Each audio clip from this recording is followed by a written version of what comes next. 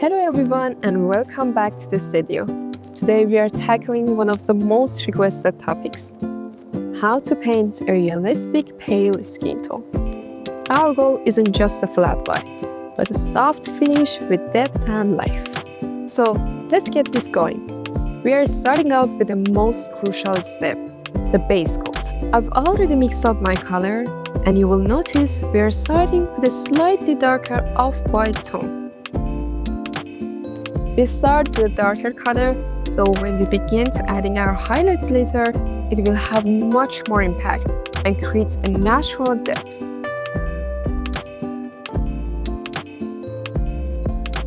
I'm base coating everything. It's vital to get full coverage, making sure I get under the chin, around the ears, and under the nose. I usually do a couple of thin coats to ensure the base is clean, smooth, and even. A perfect foundation is key. With our base coat dry, it's time to bring warmth and life to the skin. We will start by doing some washes. First, I will go in with a very thin yellow. The goal here is not to cover the base, but to tint it. We are basically just tinting the base color to give it warmth and natural undertone.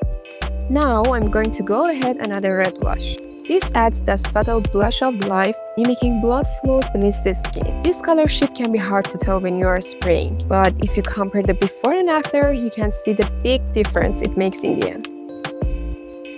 Alright, now for the magic. It's time for the skin shading and highlights. I've based my highlights on where I imagine the light will naturally hit the figure: the forehead, the bridge of the nose, the cheekbones, and the chin. And here is the most important technique for this entire process. I drop the air pressure. By lowering the pressure, the airbrush won't spray a solid line. Instead, it creates a speckle effect. This soft mist of paint builds up gradually and gives you a very soft, natural-looking skin texture with seamless transition. This is the secret to avoiding harsh line and achieving that realistic finish. We build these highlights slowly, layer by layer, focusing on those high points of face and body. Patience here is everything. And here is the finished result.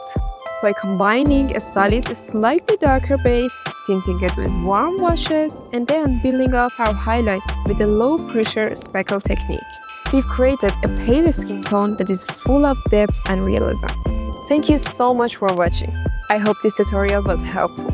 If you have any questions, leave them in the comments below, and don't forget to like and subscribe for more content. Till the next time, bye!